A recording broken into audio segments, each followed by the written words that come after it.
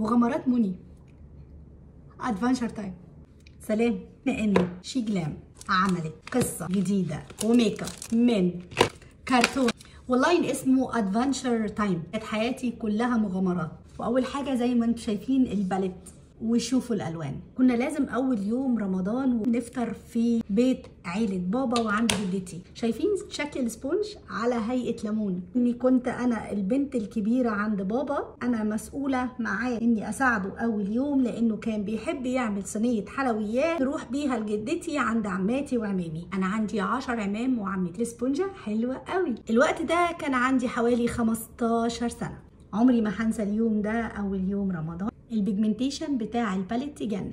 شايفين الالوان؟ حسيت ان انا عايزه احط ده.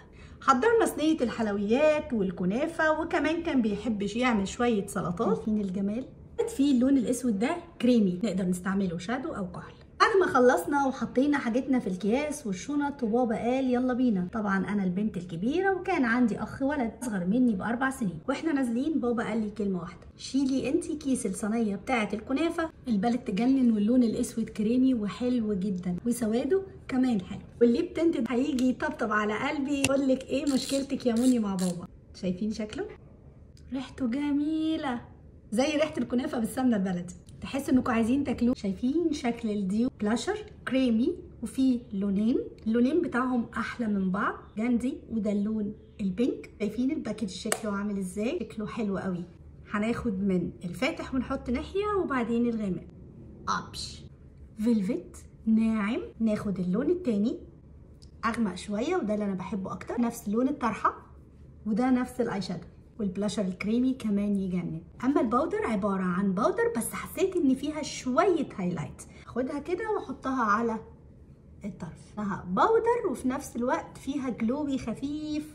بصراحه الباكجينج عاجبني جدا. ونزلنا وركبنا الترام. اخويا واحنا في الترام قال لي هاتي الكيس بلاش انت تشيليه علشان الترام زحمه واحنا في رمضان، اديني انا الصينيه اشيلها. شوفوا الجمال ده، هايلايت قد ايه عامل زي الميه.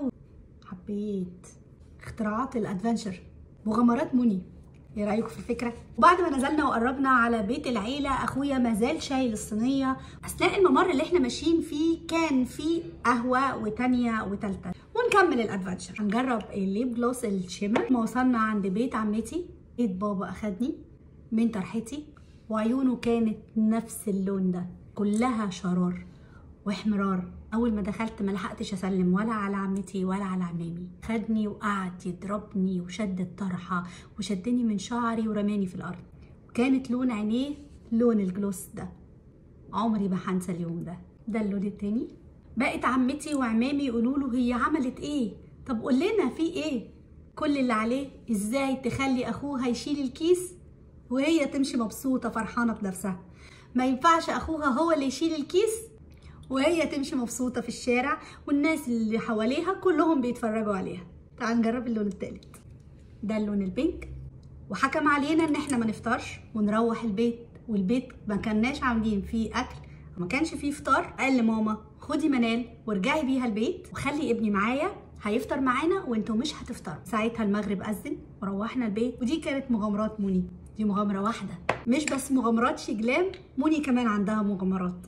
ودي كانت قصة من قصص رمضان، التاجات الجديدة من شيجلام، مغامرات موني وادفنشر تايم. شكرا شيجلام.